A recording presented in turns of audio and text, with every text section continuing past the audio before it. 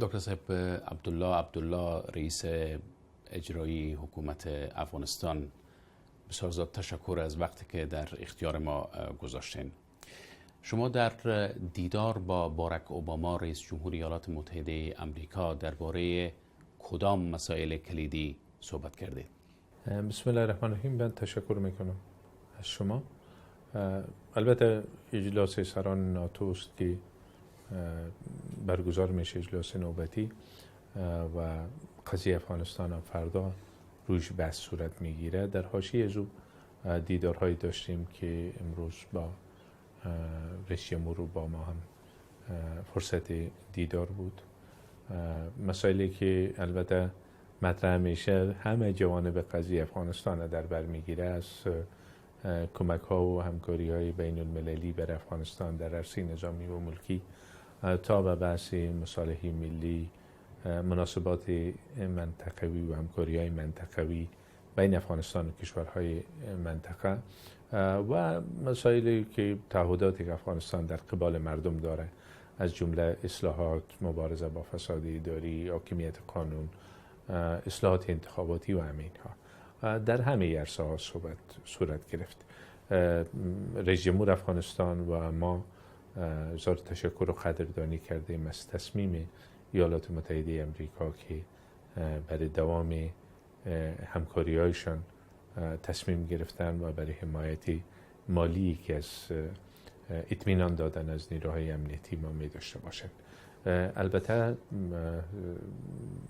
آقای اوباما در صحبت‌های خود یادآوری کردند که اگر ما اعتماد نمی داشتیم بالای حکومت وحدت ملی و یکی حکومت وحدت ملی در قبال مردم افغانستان به تعهدات خود عمل میکنه، ما این تصمیم نمی گرفت و تصمیم ایالات متحده آمریکا تاثیرگذار بود بالای تصمیم سایر کشورها، در حالی کشورهای همکار افغانستان تعدادشان خود هم آمادگی دوام همکاری ها را نشان داده بودند.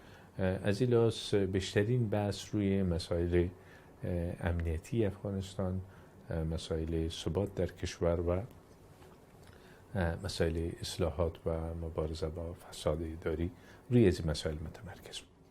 همونطور که شما فرمودین، باراک اوباما رئیس جمهور امریکا به تازگی و پیش از این نشست اعلام کرد که 8400 سرباز امریکایی تا پایان سال 2016 میلادی در افغانستان باقی خواهند ماند.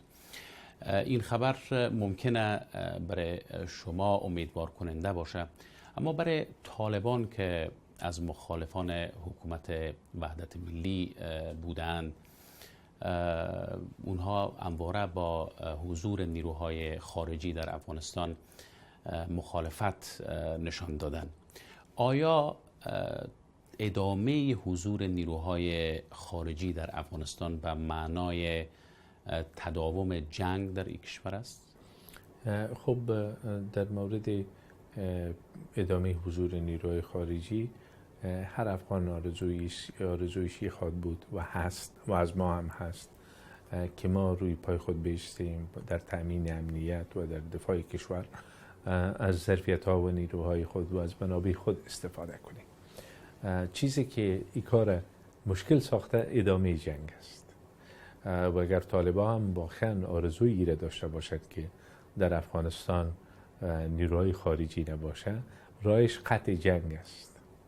عامل دوام جنگ شما میدانید که در افغانستان قبل از حضور نیروهای خارجی هزاران نفر تروریست خارجی وجود داشتند. یعنی طالب ها که ابروز ادعا میکنن که دلیل ادامه جنگ در افغانستان از طرف از اونا دوام حضور نیروهای بین المللی است، در یک زمانی بود که یک نفر از نیروهای ناتو یا نیروهای بین المللی در افغانستان حضور نداشتند. برخلاف هزاران نفر تروریست در همکاری با طالب ها و در تحت حمایت طالب ها از یک طرف در برابر مردم افغانستان می جنگیدن، از طرف دیگه صلح جهانی را و صلح در سطح منطقه و کشورهای همسایه تهدید کرده بودند. پس راه ای که مردم افغانستان به آرزوی خود برسند که صلح در کشور خود تامین کنند قطع جنگ است. اما در این حال دولت افغانستان وظیفه خود میدانه و مسئولیت خود میدانه که برای دفاع از سرزمین در برابر جنگ، در برابر خشونت، در برابر تروریسم از جامعه جهانی تقاضای همکاری کنه و ما تقاضای همکاری و دوام همکاری ها را داشتیم و تعهداتی که فردا اعلان میشه در کنفرانس ناتو، برخی از کشورها چندین سال تعهد دارند برای دوام حمایت‌های مالیشان از نیروهای امنیتی افغانستان و دوام ادامه ماموریت نیروهایشان در افغانستان. البته بعضی کشورها نظر به قوانین داخلی خودشان و پروسه پارلمانیشان بیشتر از 1 سال تعهد کردن نمیتونن.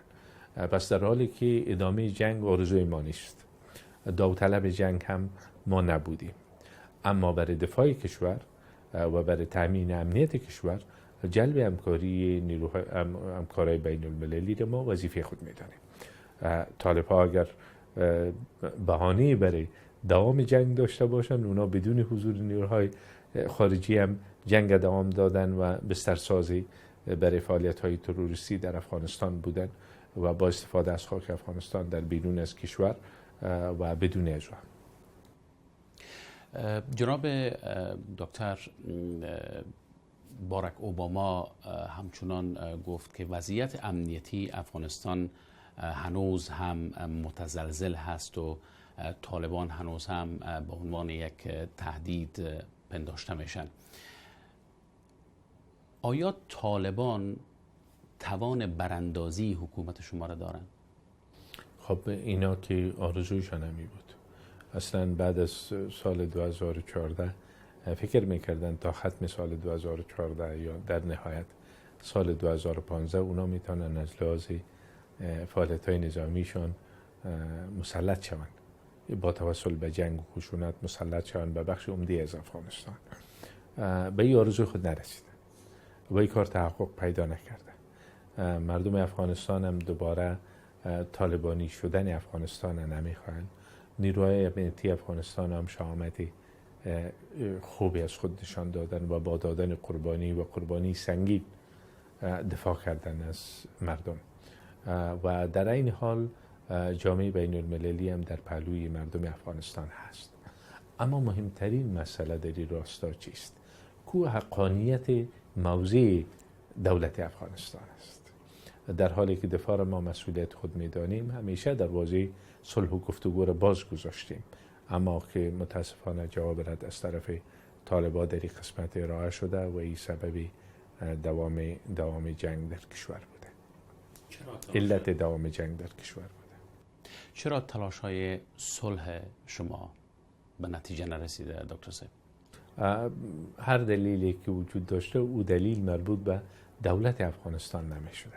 تعداد از کشورها هم قدم گذاشتن، کشورهای دوست افغانستان، تا از تاثیر خود، از نفوذ خود برای زمینه سازی، برای گفتگو استفاده کنند. اما تا حال که نتیجه نداشته، دلایلش مربوط به دولت افغانستان به هیچ صورت نمیشده. مربوط به موضوع خشن طالب ها بوده که اونا ادامه جنگ بر خود راه حل انتخاب کردن. آیا پاکستان با شما در زمینه تلاش‌های صلح به گونه صادقانه همکاری کرده؟ همیشه توقع ما همی بوده که ما همکاری صادقانه کشورها را خواستیم در این راستا و اما نتایج وضعیت چیزی است که همه ما شاهدش هستیم. ما امروز هم فکر میکنیم که پاکستان تاثیرگذار بوده میتونه در صورتی که خواسته باشن فشار وارد کنن.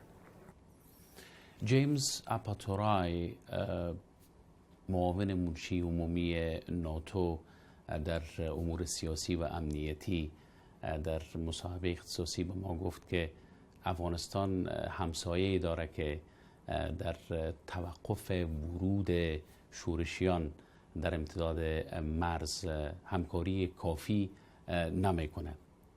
چقدر موافق هستین با این؟ خب در مورد اظهارات شخصیتی که شما یادآوری کردین من تبصره نمی کنم، اما این نقطه را میدانم که اگر همه به این نتیجه برسیم، همه به این نتیجه رسیده باشن که بین تروریسم خوب و بد تفریق قائل نشن، فرق قائل نشن و استفاده از تروریسم به وسیله پیشبرد اهداف سیاست خارجی نباشه، تروریسم اینقدر مجالی که امروز داره نمی داشته باشه و اگر ای باورمندی که تروریسم یک تهدید برای بشریت است و هیچ دولتی از او مسئول بوده نمیتونه در صورتی که مجال پیدا کنه نیروهای تروریستی هر دولتی را هدف خود قرار میدن، چون اونا انتباه دولت و دولتداری و نظام و سلطه و اقتدار پیششان چیز دیگه است و نمونه های بسیار خشن در سطح منطقه و فراتر از منطقه وجود داره. تنها باورمند به اون نمونه ها هستن. کشورها امروز در این شک نیست که به شکل روزافزون متوجه این تهدید میشن، اما مهم است که به موقع عمل شود و یک باره تصمیم گرفته شود که تروریسم درد هیچ کشور را دوا نمیکنه، بلکه در ماهیت خود ضد دولت و دولتداری است. همینجا بخوام بپرسم از شما دکتر صاحب که گروه های وابسته و گروه دولت اسلامی یا داعش در افغانستان چقدر خطرناک هستند بر شما؟ امروز داعش یک تهدید است که هیچ کشور او را نادیده گرفته نمیتونه و در افغانستان هم در شرق کشور خصوصا داعش فعالیت‌هایی را آغاز کرده بود در یکی دو سال گذشته و فعلا هم در گوشه‌هایی هستند. در این شک نیست که تلفات بسیار زیاد داد داعش در افغانستان و مردم هم در برابرشان قیام کردند و نیروهای دولتی هم خوب عمل کردند، اما هنوز هم متاسفانه داعش وجود داره. ای که آینده نداره در این من شک ندارم، در این که امروز یک مشکل است هم برای ما و هم برای سایر کشورها، در این هم شکی نیست. همونطور که شما فرمودین ناتو اعلام کرده که در کنار حکومت شما و مردم افغانستان خواهد ایستاد. مأموریت حمایت قاطع را فراتر از سال 2016 تمدید خواهد کرد و همچنان حمایت مالی از نیروهای امنیتی دفاعی افغانستان را برای پایداری این نیروها تا سال 2020 میلادی ادامه خواهد داد.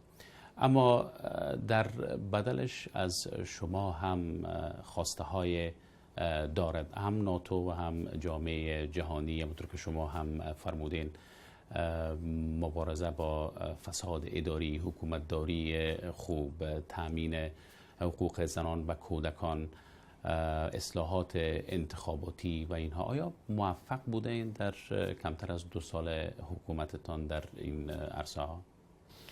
خب داری که مسائل که شما یادآوری کردین همگیش توقع مردم افغانستان است در قدم اول و تعهد ماست نسبت به مردم افغانستان که در این راستا ما تعهد داشتیم از ابتدا و عزم و اراده سیاسی وجود داشته. متاسفانه در 2 سال گذشته، نزدیک به 2 سالی که از تشکیل حکومت وحدت ملی میگذره، بیشترین وقت و منابع حکومت وحدت ملی صرف مسائل امنیتی دفاعی شد و به جا هم بود. اگر خدا نخواسته در این عرصه ما کوتاه می آمدیم، بعد سوالات دیگه یا مسائل دیگه همگی مسائل حاشیه‌ای و جانبی یا ثانوی می شدن و اصل مسئله باز وقتی که یک منطقه سقوط کنه و به دست طالب بفته، در روزه چطور با فساد مبارزه صورت میگیره، چطور حاکمیت قانون تامین شده میتونه یا مسائل حقوق بشری و سایر مسائل.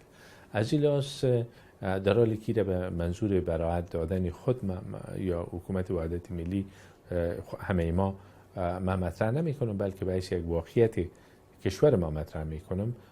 واقعیت امی بود که بیشترین توجه و بیشترین وقت و انرژی و ظرفیت صرف دفاع از کشور شد. اقداماتی هم برای در راستای اصلاحات صورت گرفت، اما جایی وجود داره که کار بیشتر ضرورت است و فرصت هایی است که از دست رفته و توجه جدی کار دارد تا که اطمینان مجدد مردم در مورد عزم و اراده حکومت وحدت ملی استحکام پیدا کنه یا اطمینان بیشتر شود و در این حال جامعه بین المللی ما تعهدات بین المللی هم داریم. وقتی کشورها کمک میکنن توقعشان است که کمک هایشان به جا مصرف شود و ضایع نشه و حکومت ها در برابر مردم خود پاسخگو هستند از مالیه که شهروندایشان میتن کمک های بین المللی صورت میگیره.